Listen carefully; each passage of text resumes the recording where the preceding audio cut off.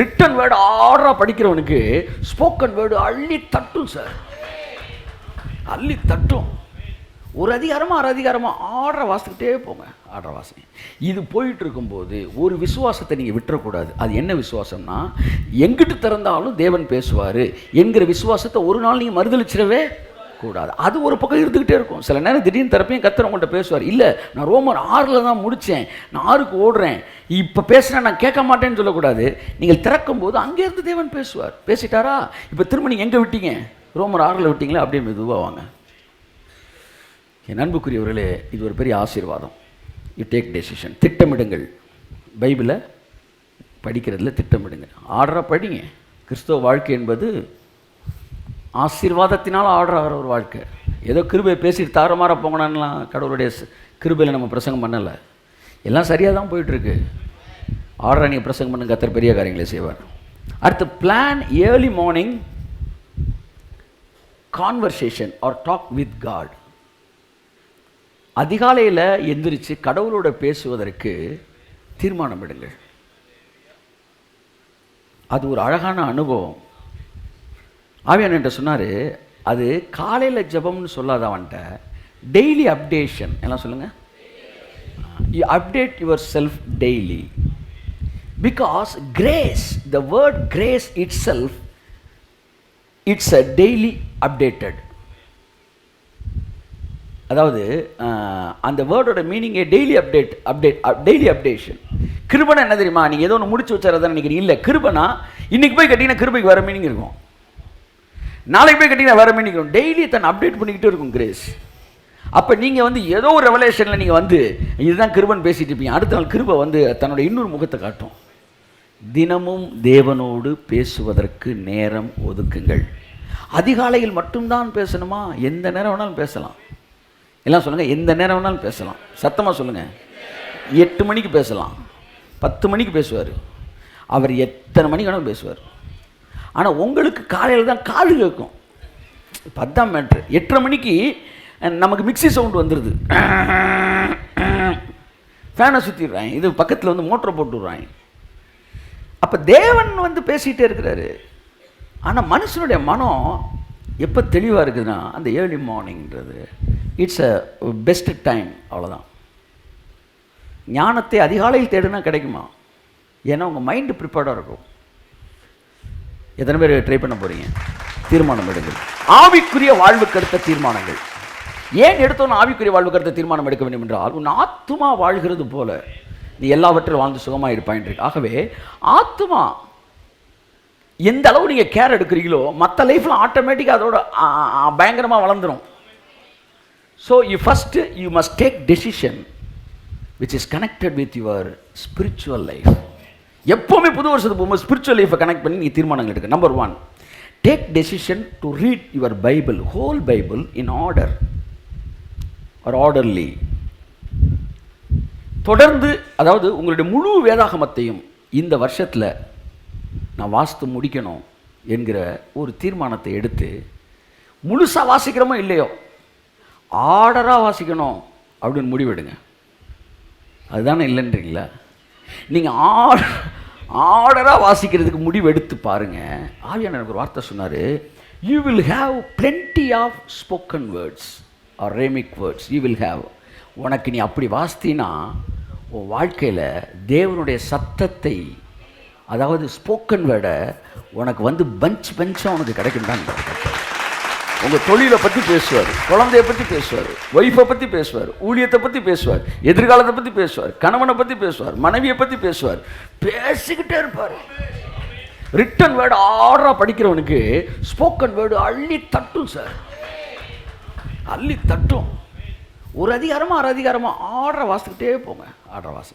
இது போயிட்டு இருக்கும்போது ஒரு விசுவாசத்தை நீங்கள் விட்டுறக்கூடாது. அது என்ன விசுவாசம்னா, எங்கிட்டு திறந்தாலும் தேவன் பேசுவார் என்கிற விசுவாசத்தை ஒரு நாள் நீங்கள் மறுதளிச்சிடவே கூடாது. அது ஒரு பக்கம் இருந்துக்கிட்டே இருக்கும். சில நேரம் திடீர்னு தரப்பையும் கர்த்தர் உங்கள்கிட்ட பேசுவார். இல்லை, நான் ரோமர் 6 தான் முடித்தேன், நான் 6க்கு ஓடுறேன், இப்போ பேசுகிறேன், நான் கேட்க மாட்டேன்னு சொல்லக்கூடாது. நீங்கள் திறக்கும் போது அங்கேருந்து தேவன் பேசுவார். பேசிட்டாரா, இப்போ திரும்ப நீங்கள் எங்கே விட்டீங்க? ரோமர் 6 விட்டீங்களா? அப்படியே மெதுவாக வாங்க. என் அன்புக்குரியவர்களே, இது ஒரு பெரிய ஆசீர்வாதம். You take decision. திட்டமிடுங்கள். பைபிளை படிக்கிறதுல திட்டமிடுங்க. ஆர்டராக படிங்க. கிறிஸ்தவ வாழ்க்கை என்பது ஆசீர்வாதத்தினால் ஆர்டர் ஆகிற ஒரு வாழ்க்கை. ஏதோ கிருபை பேசிட்டு தாரமாற போங்கனான்லாம் கடவுளுடைய கிருபையில் நம்ம பிரசங்கம் பண்ணலை. எல்லாம் சரியாக தான் போயிட்டுருக்கு. ஆர்டராக நீங்கள் பிரசங்கம் பண்ண கர்த்தர் பெரிய காரியங்களை செய்வார். அடுத்து plan early morning conversation or talk with God. அதிகாலையில் எந்திரிச்சு கடவுளோட பேசுவதற்கு தீர்மானம் எடுங்கள். அது ஒரு அழகான அனுபவம். ஆவியானவர் சொன்னார், அது காலையில் ஜெபம்னு சொல்லாத அவன்கிட்ட டெய்லி அப்டேஷன். எல்லாம் சொல்லுங்கள். You update your self daily. Because grace, the word grace it self, it's a daily updated. அதாவது அந்த வேர்டோட மீனிங்கே டெய்லி டெய்லி அப்டேஷன். கிருபனா என்ன தெரியுமா? நீங்கள் ஏதோ ஒன்று முடிச்சு வச்சாரதான் நினைக்கிறீங்க. இல்லை, கிருபனா இன்னைக்கு போய் கட்டிங்கன்னா கிருபைக்கு வர மீனிங் இருக்கும், நாளைக்கு போய் கட்டிங்கன்னா வர மீனிங் இருக்கும். டெய்லி தன்னை அப்டேட் பண்ணிக்கிட்டே இருக்கும் கிரேஸ். அப்போ நீங்கள் ஏதோ ஒரு ரெவலேஷனில் நீங்கள் இதுதான் கிருபன் பேசிகிட்டு இருப்பீங்க. அடுத்த நாள் கிருபை தன்னோட இன்னொரு முகத்தை காட்டும். தினமும் தேவனோடு பேசுவதற்கு நேரம் ஒதுக்குங்கள். அதிகாலையில் மட்டும்தான் பேசணுமா? எந்த நேரம் வேணாலும் பேசலாம். எல்லாம் சொல்லுங்கள், எந்த நேரம் வேணாலும் பேசலாம். சத்தமாக சொல்லுங்கள். 8 மணிக்கு பேசலாம், 10 மணிக்கு பேசுவார், அவர் எத்தனை மணிக்கு வேணாலும் பேசுவார். ஆனால் உங்களுக்கு காலையில் தான் காது கேட்கும். 10 மேட்ரு. 8:30 மணிக்கு நமக்கு மிக்சி சவுண்டு வந்துடுது, ஃபேனை சுற்றிடுறாங்க, இது பக்கத்தில் மோட்டரை போட்டு விட்றாங்க. அப்போ தேவன் பேசிகிட்டே இருக்கிறாரு. ஆனால் மனுஷனுடைய மனம் எப்போ தெளிவாக இருக்குதுன்னா அந்த ஏர்லி மார்னிங்கிறது இட்ஸ் அ பெஸ்ட் டைம். அவ்வளோதான். ஞானத்தை அதிகாலையில் தேடுனா கிடைக்குமா? ஏன்னா உங்கள் மைண்டு ப்ரிப்பேர்டாக இருக்கும். எத்தனை பேர் ட்ரை பண்ண போகிறீங்க? தீர்மானம் எடுங்கள். அடுத்து decide to establish your feeling in Christ righteousness. ரொம்ப முக்கியமான தீர்மானம். இந்த வருஷத்தில், வர வருஷத்தில் ஒவ்வொரு நாளும் கிறிஸ்துவுக்குள் நான் நீதிமான் என்கிறதை, அந்த உணர்வை நான் எஸ்டாப்ளிஷ் பண்ணுவேன் என்கிற மனதில் அப்டேட்டட் ரெவலேஷனில் எஸ்டாப்ளிஷ் பண்ணுங்கள். நேற்று ஒரு ரெவலேஷன் கொடுத்துருப்பாங்க, அதன் அடிப்படையில் நான் கிறிஸ்துவ நீதிமான் சொன்னாங்க. இன்னைக்கு இன்னொரு வசனத்தின் மூலமாக நான் கிறிஸ்துவுக்குள் நீதிமான் என்பதை அப்டேட் பண்ணுங்க. கைத்தட்டுங்க. ஆமென். ஒவ்வொரு நாளும் அந்த உணர்ச்சியை, அந்த அறிவை அல்ல, அந்த உணர்ச்சியை, கிறிஸ்துவுக்குள் நீதிமான்கிற உணர்வை, நான் ஒரு நீதிமானாக இருக்கிறேன், இப்போ நான் ஜெபிக்க போகிறேன், இந்த ஜெபத்திற்கு பதில் வர போகிறது, ஏனென்றால் நீதிமானின் ஜெபம் வல்லமையுள்ளதாக இருக்கிறது, நான் நீதிமானாக இருக்கிறேன், ஆக எனக்கு முன்பாக கதவுகள் திறக்கப்படும். இந்த நீதிமான் என்கிற உணர்வு, தயவு செய்து சொல்லுகிறேன், நீதிமான் என்கிற உணர்வு ஒவ்வொரு நாளும் புதிய வெளிப்பாடுகள்னால எஸ்டாப்ளிஷ் பண்ணுங்க. ஒரு வருடம் நீங்கள் அப்படி பண்ணீங்கன்னா நான் சொல்கிறேன், அடுத்த 50 வருடங்களுக்கு அப்படியே தானாக வேலை பார்த்துட்டு நடந்துக்கிட்டே இருக்கும். தானாக நடக்கும். இயேசு நாமத்தில் இந்த வருஷம் நீங்கள் எடுக்கிற டெசிஷன் ஒன்று, ஒவ்வொரு நாளும் நீங்கள் நீதிமான் என்கிற உணர்வு அதை எஸ்டாப்ளிஷ் பண்ணுறதுக்கு நீங்கள் ரெடி பண்ணி, எந்த குற்ற உணர்வுக்கு இடம் கொடுக்காதுங்கள். 3வது டெசிஷன். 4வது decision, don't miss any Sundays. எந்த ஞாயிற்றுக்கிழமையும் தேவனுடைய வார்த்தை கேட்குறத மிஸ் பண்ண மாட்டேன்னு ஒரு தீர்மானம் எடுங்க. ஏனென்றால் உலக எண்ணங்கள் உங்கள் தலையில் கூடு கட்ட 6 நாள் முயற்சி எடுத்த போது 7ஆம் நாளிலே தேவன் அதை உடைத்து போடுவார், உடைச்சி விட்டுருவார். ஒருத்தர் சொன்னார் 1 வாரம் வரல அப்படின்னு. நான் சொன்னேன் 15 நாள் நீங்கள் வரல அப்படின்னு. இல்லை சார், ஒரு சண்டே தான் வரலன்னு. ஆமாம், ஒரு சண்டே வரல, முன்னாடி 7 நாள், பின்னாடி 7 நாள், 15 நாள். அப்போ 15 நாள் அவனை கூடு கட்ட விடாமல் அந்த உலகத்தில் நீங்கள் போகும்போது உங்களுக்கே தெரியாமல் தூசி படியுது பார்த்தீங்களா? அந்த மாதிரி உங்கள் மைண்டில் மைல்டாக இந்த உலகத்தோட பேர்டன் அப்படியே இறங்கும், மைல்டாக இறங்கும். தோல்வியின் எண்ணங்கள், வியாதியை குறித்த எண்ணங்கள், அல்லது இந்த உலக ஒரு மாதம் ஒருத்தர் என் சர்ச்சுக்கு வராமல் இருந்தால் அதுக்கப்புறம் நீங்கள் பாருங்களேன், அவங்க பேச்சிலேயே அப்படி வித்தியாசம் தெரியும். நல்லா இருக்கேன் பிரதர். 2 மாதம் வரலண்ணா, இருக்கேன் பிரதர். அடுத்து வந்தால் கேன் தான் வரும் போல். நல்லா இருக்கேன், இருக்கேன், கேன். அடுத்து ஏன் நான் வாழ்கிறேன். ஆமாம், ஏதோ நாட்களை எண்ணிக்கிட்டு இருக்கிறேன். எப்படி போயிடுவாங்க? என்னென்னா தலையில் வலுவாக கூடு கட்டிட்டு இதான் வாரத்துக்கு ஒரு தடவையாச்சும் என்ன செய்யணும்? உடைச்சி விடணும். ஆமாம், நீங்கள் அசையாமல் இருந்தால் எறும்பு கூட புத்து கட்டிடும், முனிவர் மாதிரி. அதனால் வார்த்தையை வாரந்தோறும் கேளுங்கள், முக்கியத்துவம் கொடுங்கள். உங்கள் எண்ணங்களில் இருக்கிற எதிர்மறையான எண்ணங்களை அதை அப்படியே தோட்டி விட்டுரும். அது கைத்தட்டுதான் தோட்டி விட்டுறேன். அடுத்து டோன்ட் மிஸ் பைபிள் ஸ்டடி. இது ஒரு தீர்மானம் எடுங்க. ஏனென்றால் இது கிறிஸ்துவுக்குள் உங்களை ஒவ்வொரு வாரமும் அடுத்த கட்ட வெளிப்பாட்டிற்குள் உங்களை அழைத்து செல்கிறது. கட்டாயம் தொடர்ந்து தேவனுடைய வார்த்தையை ஸ்டடியில் கேட்குற ஆளுக்கும் அல்லது பார்சலில் சாப்பாடு சாப்பிட்ற ஆட்களுக்கும் இருக்கிற ஒரு பெரிய வித்தியாசம் வந்து உங்களுக்கு தெரியும். அவன் வந்து அடுத்தடுத்து ஷிஃப்டிங் நடந்துக்கிட்டே இருக்கும். ஓகே 5 தீர்மானம் எடுக்க சொல்லியிருக்கேன். 6வது தீர்மானம், decide to spend money for your inner man. உங்கள் உள்ளான மனுஷனுக்கு பணம் செலவழிப்பதற்கு தீர்மானம் எடுங்கள். அதை காணிக்க போகிறோமே, காணிக்க வர காணிக்க பேசலை, spending money for the inner man, உள்ளான மனுஷனுக்காக. ஃபார் எக்ஸாம்பிள், புக்கு வாங்குகிறேன், ஒரு புக்கு வாங்குகிறேன் ஒரு 100 ரூபா கொடுத்து. இப்போ நான் என்ன செலவழிக்கிறேன்? உள்ளே இருக்க மனுஷனுக்கு காசு செலவழிக்கிறேன். செலவழிக்கணுமா? வெளியே இருக்கவனுக்கு செலவழிக்கிறேன். வெளியே இருக்க மனுஷனுக்கு நான் செலவழிக்கிறேன், உள்ளே இருக்க மனுஷனுக்கு செலவழிக்க மாட்டேனா? என்ன கொடுமை சார் இது? ஒன்று தெரியுமா? உள்ளே இருக்கவன் ஆப்பு வச்சுட்டான்னு வச்சுக்காங்க, வெளியில் இருக்கவன் கலண்டுருவான். உங்களை போட்டு தள்ளன்னு முடிவெடுத்தான்னா நீ தேர மாட்ட, நீ அழிஞ்சிருவேன். 4 வார்த்தை சொன்னா போதும், நேராக போய் மலையிலேருந்து நீங்களே குதிச்சிருவீங்க. இன்னைக்கு வரைக்கும் நம்ம தைரியமாக நிற்கிறோம்னா உள்ளே இருக்கிறான் பாருங்க, அவன் கொடுக்குற தைரியம். அவனை பொண்ணே பூவேன்னு வச்சுக்க வேணாம், அப்பப்போ ஃபீடிங்கை கொடுத்து அவனை கும்முன்னு வச்சிருக்கணும். உள்ளே இருக்கிறவன் கும்முன்னு இருந்தா வெளியே இருக்கவன் கம்முன்னு இருப்பான். ராஜான்றது மனநிலை தாங்க. அப்போ ராஜாக்குரிய மனநிலை. உள்ளே இருக்கிறவனுக்கு நீங்கள் செலவழிக்க கேம்புக்கு ரூபாயா உள்ளே செலவழிங்க. ஒரு ஒரு ஒரு 200 ரூபாய்க்கு புக்கு வாங்குறீங்களா, உள்ளே செலவழிங்க. இல்லை சர்ச்சுக்கு வர்றதுக்கு ஆட்டோவில் பிடிக்கிறேக்கா, செலவழிங்க. ஆட்டோ பஸ் வரலையே, ஆட்டோவில் வாங்க, செலவழிங்க. சாப்பிட்றீங்களா 6 நாள்? பழங்காலத்திலிருந்து வர்றோம், பழங்காலம் 6 நாள் சாப்பிடாம இருந்த நீ நல்ல விதவிதமாக சமைச்சு சாப்பிட்டீங்கள நீ? இட்லிக்கு 4 சட்னி வைக்கிற, உன்னை இப்போ சட்னி ஆக்கினா தான் கரெக்டாக ஆகணும்.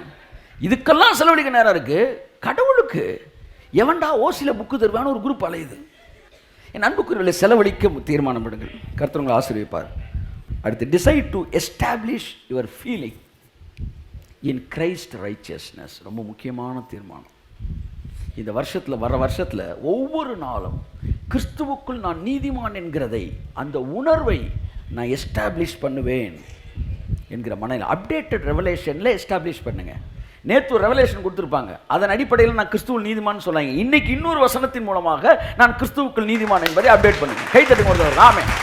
ஒவ்வொரு நாளும் அந்த உணர்ச்சியை, அந்த அறிவை அல்ல, அந்த உணர்ச்சியை, கிறிஸ்துவுக்குள் நான் நீதிமான்கிற உணர்வை, நான் ஒரு நீதிமானாக இருக்கிறேன், இப்போ நான் ஜெபிக்க போகிறேன், இந்த ஜெபத்திற்கு பதில் வரப்போகிறது, ஏனென்றால் நீதிமானின் ஜெபம் வல்லமையுள்ளதாக இருக்கிறது, நான் நீதிமானாக இருக்கிறேன், ஆக எனக்கு முன்பாக கதவுகள் திறக்கப்படும். இந்த நீதிமான் என்கிற உணர்வு, தயவு செய்து சொல்லுகிறேன், நீதிமான் என்கிற உணர்வு ஒவ்வொரு நாளும் புதிய வெளிப்பாடுகள்னால எஸ்டாப்ளிஷ் பண்ணுங்க. 1 வருடம் நீங்கள் அப்படி பண்ணீங்கன்னா, நான் சொல்கிறேன், அடுத்த 50 வருடங்களுக்கு அப்படியே தானாக வேலை பார்த்துட்டு நடந்துக்கிட்டே இருக்கும். தானாக வேஸ்ட் நாமத்தில் இந்த வருஷம் நீங்கள் எடுக்கிற டெசிஷன் ஒன்று, ஒவ்வொரு நாளும் நீங்கள் நீதிமான் என்கிற உணர்வு அதை எஸ்டாப்ளிஷ் பண்ணுறதுக்கு நீங்கள் ரெடி பண்ணி, எந்த குற்ற உணர்வுக்கு இடம் கொடுக்காதுங்கள். 3வது டெசிஷன். 4வது decision, don't miss any Sundays. எந்த ஞாயிற்றுக்கிழமையும் தேவனுடைய வார்த்தை கேட்குறத மிஸ் பண்ண மாட்டேன்னு ஒரு தீர்மானம் எடுங்க. ஏனென்றால் உலக எண்ணங்கள் உங்கள் தலையில் கூடு கட்ட 6 நாள் முயற்சி எடுத்த போது 7ஆம் நாளில் தேவன் அதை உடைத்து போடுவார், உடைச்சு விட்டுருவார். ஒருத்தர் சொன்னார் 1 வாரம் வரல அப்படின்னு. நான் சொன்னேன் 15 நாள் நீங்கள் வரல அப்படின்னு. இல்லை சார், ஒரு சண்டே தான் வரலன்னு. ஆமாம், ஒரு சண்டே வரல, முன்னாடி 7 நாள், பின்னாடி 7 நாள், 15 நாள். அப்போ 15 நாள் அவனை கூடு கட்ட விடாமல், அந்த உலகத்தில் நீங்கள் போகும்போது உங்களுக்கே தெரியாமல் தூசி படியுது பார்த்தீங்களா, அந்த மாதிரி உங்கள் மைண்டில் மைல்டாக இந்த உலகத்தோட பேட்டர்ன் அப்படியே இறங்கும், மைல்டாக இறங்கும். தோல்வியின் எண்ணங்கள், வியாதியை குறித்த எண்ணங்கள், அல்லது இந்த உலக ஒரு மாதம் ஒருத்தர் என் சர்ச்சுக்கு வராமல் இருந்தால் அதுக்கப்புறம் நீங்கள் பாருங்களேன், அவங்க பேச்சிலே அப்படி வித்தியாசம் தெரியும். நல்லா இருக்கேன் பிரதர். 2 மாதம் வரலண்ணா, இருக்கேன் பிரதர். அடுத்து வந்தால் கேன் தான் வரும் போல். நல்லா இருக்கேன், இருக்கேன், கேன். அடுத்து ஏன் நான் வாழ்கிறேன், ஆமாம், ஏதோ நாட்களை எண்ணிக்கிட்டு இருக்கிறேன், எப்படி போயிடுவாங்க. என்னென்னா தலையில் வலுவாக கூடு கட்டிட்டு இதான் வாரத்துக்கு ஒரு தடவையாச்சும் வந்து என்ன செய்யணும், உடச்சி விடணும். ஆமாம், நீங்கள் அசையாமல் இருந்தால் எறும்பு கூட புத்து கட்டிடும், முனிவர் மாதிரி. அதனால் வார்த்தையை வாரந்தோறும் கேளுங்கள், முக்கியத்துவம் கொடுங்கள். உங்கள் எண்ணங்களில் இருக்கிற எதிர்மறையான எண்ணங்களை அதை அப்படியே தோட்டி விட்டுரும். அது கைத்தட்டுதான் தோட்டி விட்டுறே. அடுத்து, டோன்ட் மிஸ் பைபிள் ஸ்டடி. இது ஒரு தீர்மானம் எடுங்க.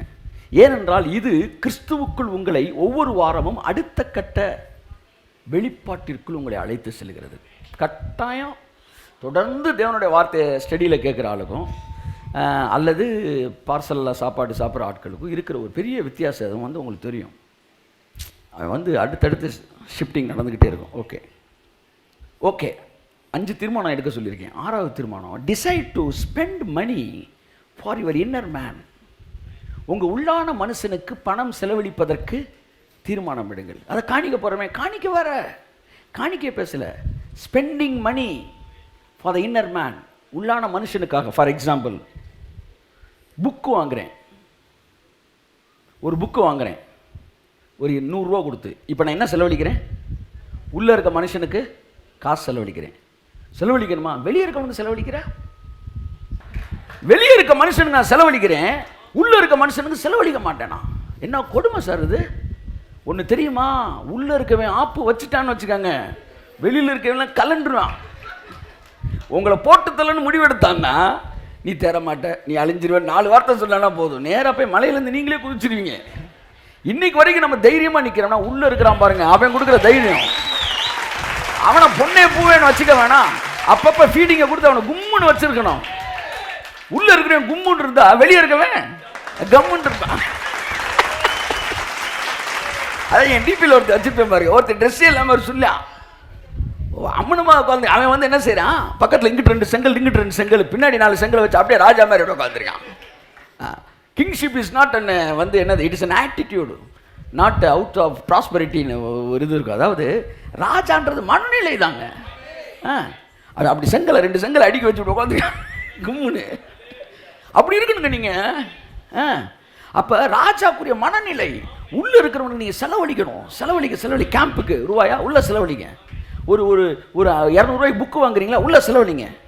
இல்லை சர்ச்சுக்கு வர்றதுக்கு ஆட்டோவில் பிடிக்கிறேக்கா செலவழிங்க. ஆட்டோ பஸ் வரலையே ஆட்டோவில் வாங்க செலவழிங்க. சாப்பிட்றீங்களா 6 நாள், பழங்காலத்துலேருந்து வர்றோம், பழங்காலம் 6 நாள் சாப்பிடாம இருந்த நீ நல்ல விதவிதமாக சமைச்சு சாப்பிட்டீங்கள நீ. இட்லிக்கு 4 சட்னி வைக்கிற, ஒன்று இப்போ சட்னி ஆக்கினா தான் கரெக்டாக. இதுக்கெல்லாம் செலவழிக்க நேரம் இருக்குது. கடவுளுக்கு எவன்டா ஓசியில் புக்கு தருவான்னு ஒரு குரூப் அலையுது. ஐயா கொஞ்சம் சொன்னால் இவர் சொல்லியிருக்கார் 100 பேருக்காவது புக்குங்களை படிக்க கொடுங்கள்னு. 100 பேர் கொடுப்பேன், உனக்கு தரமாட்டேன். ஏன்னா அந்த காலத்தில் பைபிள் ஓசியில் கொடுத்து வெள்ளைக்காரன் கொடுத்து பழக்கிறாள், அப்படியே தெரியுது. அந்த வெள்ளைக்காரன் போயிட்டான், அந்த வறுமை நாவி போக மாட்டேது. என் அன்புக்குரியவர்களை செலவழிக்க தீர்மானம் எடுங்கள். கர்த்தர் உங்களை ஆசீர்வதிப்பார். ஒரு 6 விஷயத்தை உங்கள்கிட்ட பேசியிருக்கிறேன், ஆவிக்குரிய காரியங்களை தீர்மானம் எடுக்க சொல்லி. எழுதி வச்சாங்க, இல்லாட்டி யூடியூப்பில் போய் பார்த்து வீட்டில் உட்காந்து மெதுவாக நோட்ஸ். 2வது, சரீரத்துக்கு அடுத்த தீர்மானத்தை எடுங்கள். சரீரத்துக்கு அடுத்த தீர்மானம் எடு. 1வது, உங்கள் சரீரம் தேவனுடைய ஆலயமாக இருக்கிறது. இந்த சரீரத்தை நீங்கள் வந்து பேணி காப்பதற்கு நீங்கள் முடிவு எடுக்க வேண்டும் என்பது ஒரு முக்கியமான விஷயமாக இருக்கிறது. ஒன்று,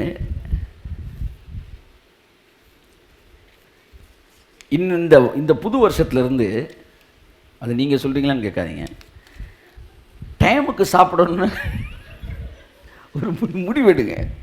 ரொம்ப முக்கியமானது. நீங்கள் டைமுக்கு சாப்பிடும்போது தான் வந்து உங்களுடைய சரீரம் வந்து, ஏன்னா பைபிள் சொல்லுது, ஏற்ற வேளையில் ராஜாக்கள் பலன் கொள்வதற்கு ஏற்ற வேளையில் உணவு உண்ண வேண்டுமா.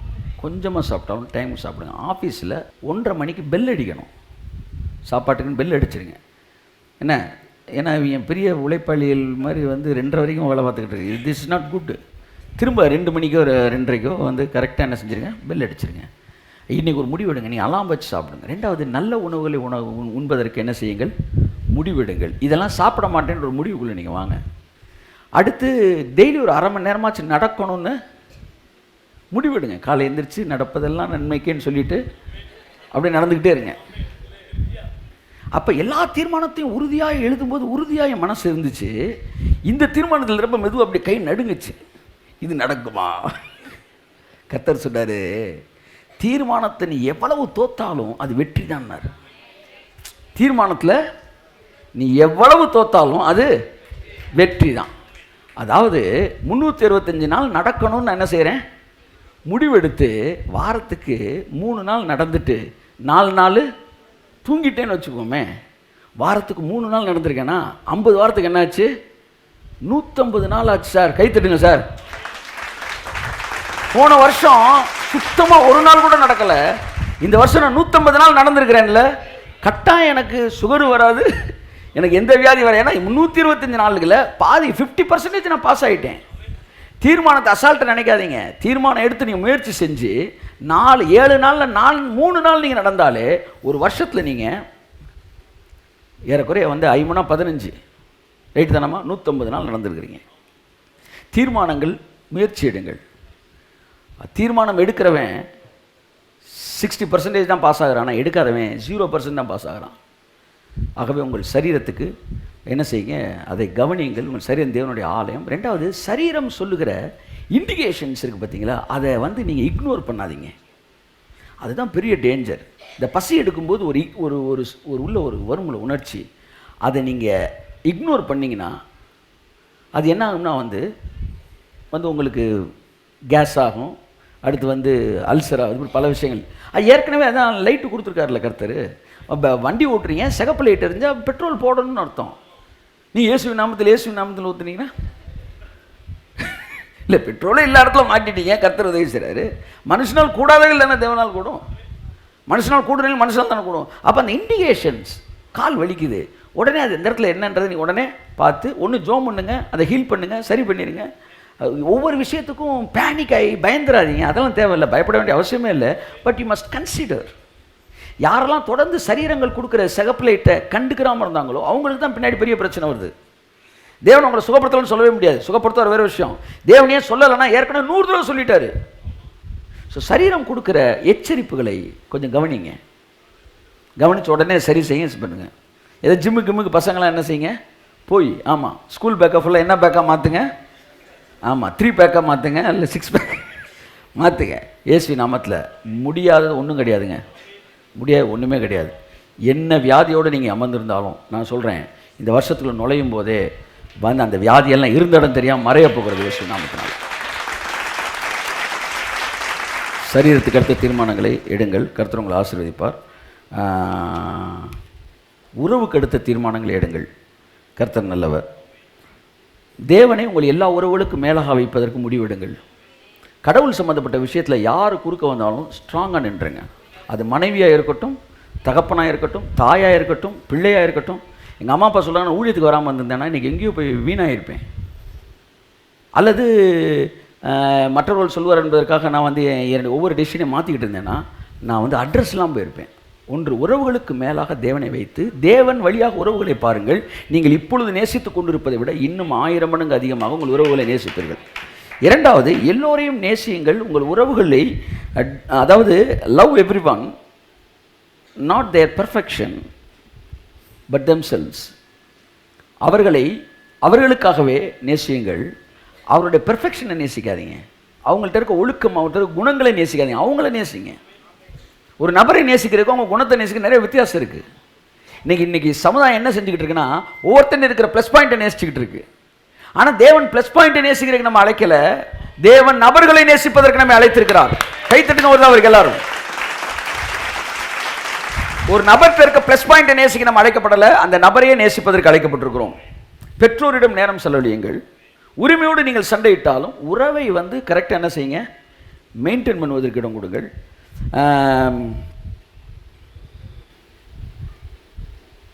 மனைவியிடம் பிள்ளைகளிடம் நேரம் என்ன செய்யுங்கள், ஒதுக்குவதற்கு தீர்மானம் எடுங்கள்.